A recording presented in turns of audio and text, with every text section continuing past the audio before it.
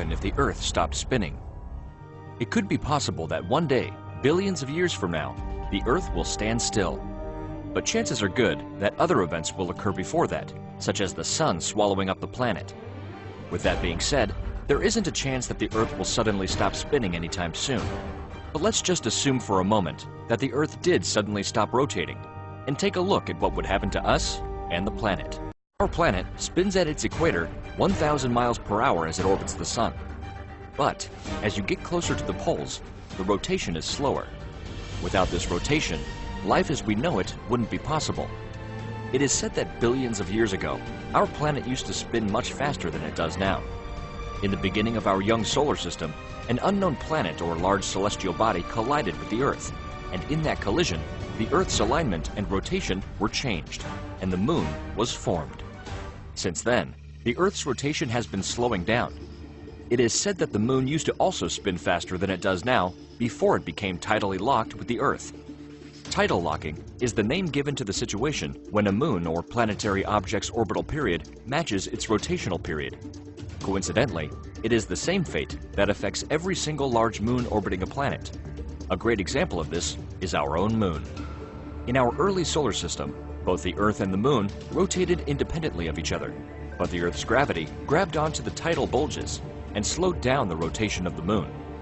To compensate for the loss of momentum in the system, the Moon drifted away from the Earth to its current position, about 230,000 miles away.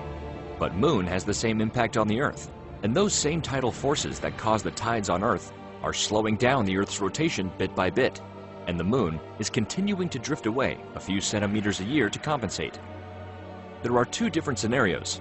If the Earth just stopped spinning, but wasn't tidal locked to the Sun, the planet would experience 6 months of sunlight and 6 months of darkness. But for the purpose of this mind experiment, let's take a look at the effects it would have on our planet to be tidally locked to our star, the Sun. First of all, we have to consider the speed of which our planet rotates at the equator, which is roughly 1,000 miles per hour.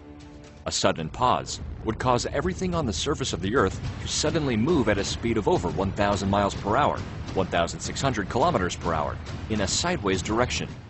Since the velocity needed to escape the Earth's gravity is over 24,800 miles per hour, everything would stay tacked to the Earth's surface, yet jolted forward. Imagine everything suddenly moving across the planet at 1,000 miles per hour. It wouldn't matter what it was. Everything would experience a sideways deceleration of 3/4 of the Earth's gravity. Suddenly, down would be at an angle of 38 degrees from vertical. The force of suddenly stopping would rip buildings right off their foundations and send them flying across the ground with anything else that isn't solid bedrock, destroying everything in a giant and deadly debris path. But that's not all. This would also include the oceans, which would suddenly slosh sideways across the planet, with waves being miles and miles high, moving at the same velocity. Imagine tsunamis so high you couldn't see the top. Just a wall of water racing towards you at 1,000 miles per hour. Both of these two calamities would be the end of most life as we know it. Although the Earth would stop spinning, the atmosphere would continue to spin at the Earth's same velocity as well, which would create very high winds and very nasty storms. Because the Earth rotates, centrifugal force forces the planet to bulge along the equator.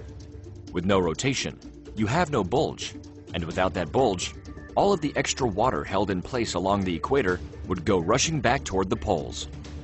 If the Earth stops spinning, you have to take into consideration that the inner core of the Earth is spinning at a faster rate. Just because the surface has slowed down doesn't mean the core of the Earth has stopped too. Our highly volcanic planet might erupt in ways we never imagined, as the tectonic forces above and below enter into a new conflict. Supervolcanoes would likely erupt across the entire planet. Our tidally locked Earth would have half of the planet always facing the Sun, and the other half would be in permanent darkness. Currently, our planet is in what is called a Goldilocks zone, or habitable zone, where it is the perfect distance from our Sun in order to support life. There might still be places on Earth where the climate would be habitable, but on the two extreme sides, it might prove difficult for life to survive, assuming that anything survived the previous catastrophes. If there were any appreciable amount of life left on the surface of the planet, it would now have to survive in the twilight strip of land between the two halves. We are far enough away from our star that the part of the Earth that would be facing the Sun wouldn't start to burn or turn to ashes overnight. However, the atmosphere on the hot side of the planet would start to erode. The portion of the Earth always in the direct sunlight would receive more direct sunlight, resulting in more heat. And these high temperatures would cause strong rain and an increase of weathering. Normal weathering regulates the climate on the Earth, but now that you have one side of the planet hotter and another side cooler, and on the hot side, atmospheric gases would build up and create even more heat. This is called the runaway greenhouse effect.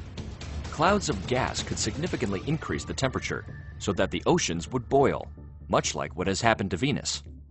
The middle of the planet facing the sun on its equator, or the substellar point, would end up so hot that almost nothing could survive. The cold side of the planet, on the other hand, would have a different situation. The loss of the sun's heat on the dark side of the Earth would turn the atmosphere into a dense gas, then condense into a liquid, and then further condense into solid ice. Of course, it is doubtful that the atmosphere on the dark side of the planet would turn into a solid form. Instead, it would keep condensing and creating a vacuum, which would pull air from the hot side of the planet, where the gases in the atmosphere would be expanding. With this happening, it might be possible that the atmosphere would make the planet livable, but the storms that would come from this exchange of hot and cold air would be unimaginable. There would be superstorms on both sides of the planet, with wind being strong enough to strip the very rock and erode it into sand. The next thing that would likely happen is that the magnetic field of the Earth would stop regenerating and slowly decay over time. The reason for this is because the magnetic field of the Earth is generated by a dynamo effect that involves its rotation.